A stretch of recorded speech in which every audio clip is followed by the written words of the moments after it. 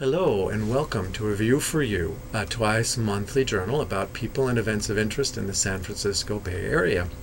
My name is Peter Camarda. I'm your host tonight, and we're broadcasting to you on the San Francisco Public Access Channel, AT&T Channel 99, Comcast Channel 76, and Astound Channel 30. Tonight we have a recorded show. We have two special guests from the Western Star Dancers Square Dancing Club. We have with us John Dobson and Marilynn Fowler. Thank you guys for coming. Thank you. And Western Star, as I understand, is about to have its opening classes. It's free opening classes for people who are interested in square dancing. Yeah. And so you guys have come to tell us a little bit about the club and the joys of square dancing and all the things that people can explore. So let's begin with talking a little bit about square dancing in general. Marilynn, I think you're the one who's been in the club the longest. Tell us a little bit about your experiences. How long have you been doing it, and how did you longer than me? Really? Yeah, absolutely. Wow.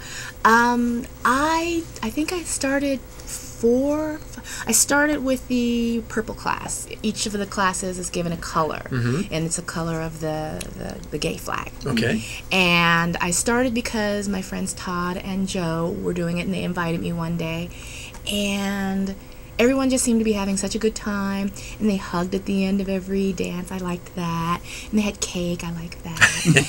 And I like cake too. yeah.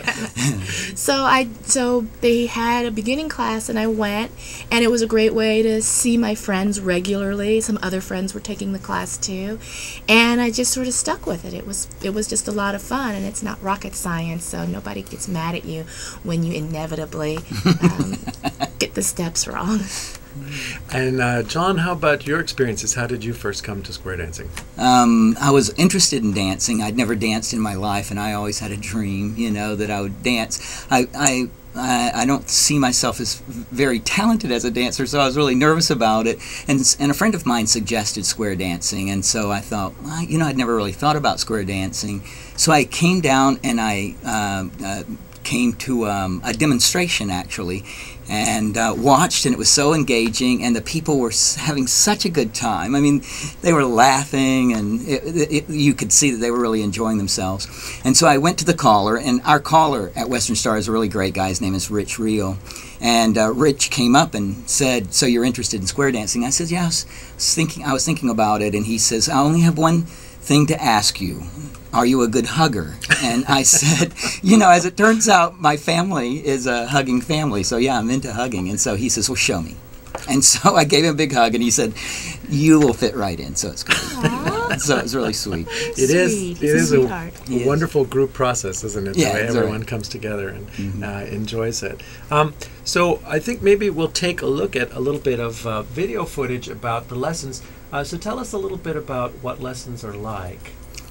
Well, they're a lot of fun. You start very basic. What happens is there's a caller who calls out certain dance steps, and you learn those steps slowly over a period of time, week after week, and then each of the dance steps you learn build on top of each other until they become a little more complicated, but it doesn't feel complicated by the time you get to those higher levels because you've learned all those preliminary steps. And so you gather in a group, a square of 4 couples, and then you slowly work through the steps, and this is an example of us learning one of those steps. All right, and I think actually it opens with a shot of my rear end, so this is going to be very elegant. Yay, Peter. Candy for us.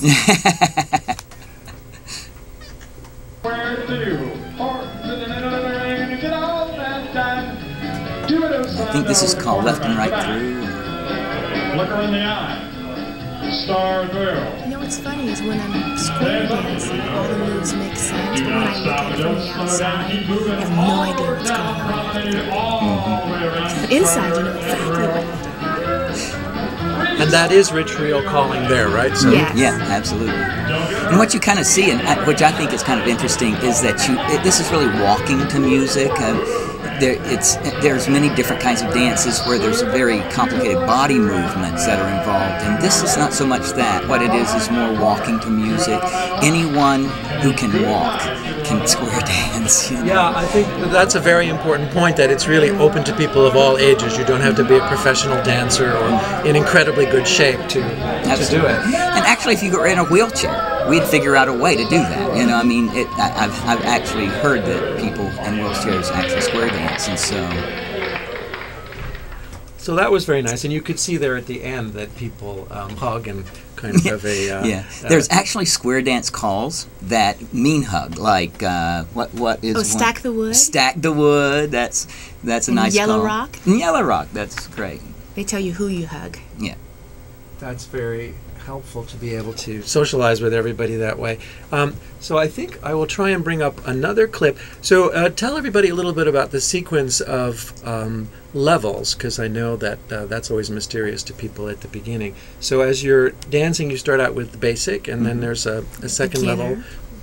There's beginner, and that's really the foundation for everything. There's beginner, then what is it? Intermediate, then plus. Mainstream. Mainstream, then plus. And then plus. Yes, yeah. And beginner.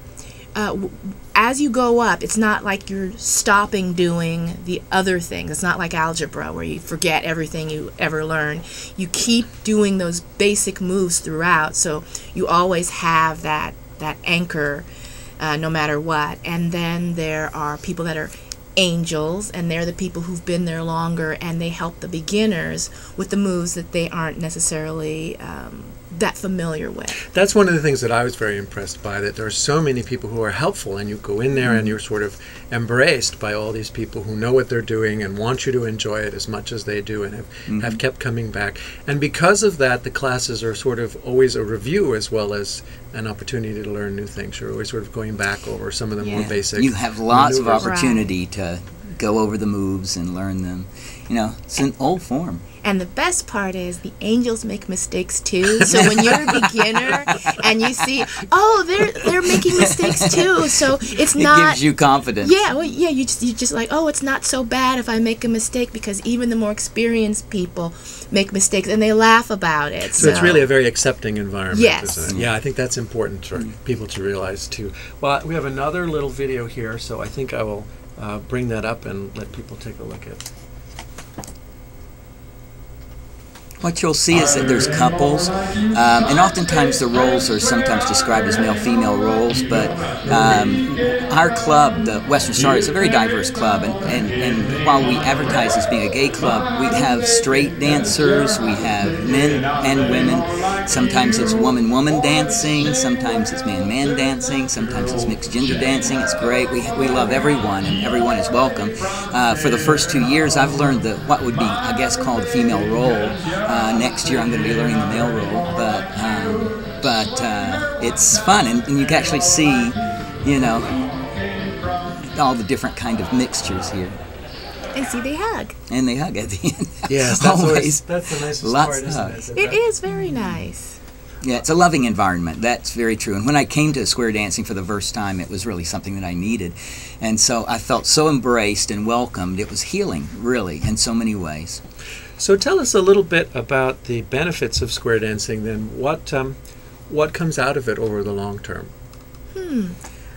Sense of camaraderie, that's very nice. Absolutely. And I would also say you learn a lot, because I do a lot of dancing in different genres of dance. One of the nice things about square dancing is it helps people learn how to dance in couples, but also if you're doing it from a caller's perspective, it helps you manage a group of people. Like, it's not just about the one person, it's about everybody in the group going, working together in patterns. Yeah, and because that square is such that during the course of a dance, you dance with every person of the opposite gender in that, and you touch everybody in the square. So it's a great way to meet people. And contrary to popular belief, it's not totally square. Like, we don't just dance to typical square dance. We're dancing to Funky Town. Oh yeah, Britney the music Spears. Choices are very diverse, very nice. Yeah. Disco. Yes. I just went to a dance this weekend, and one of my favorite dances was to the Neutron song, which was dancing the Neutron dance. So it was really fun.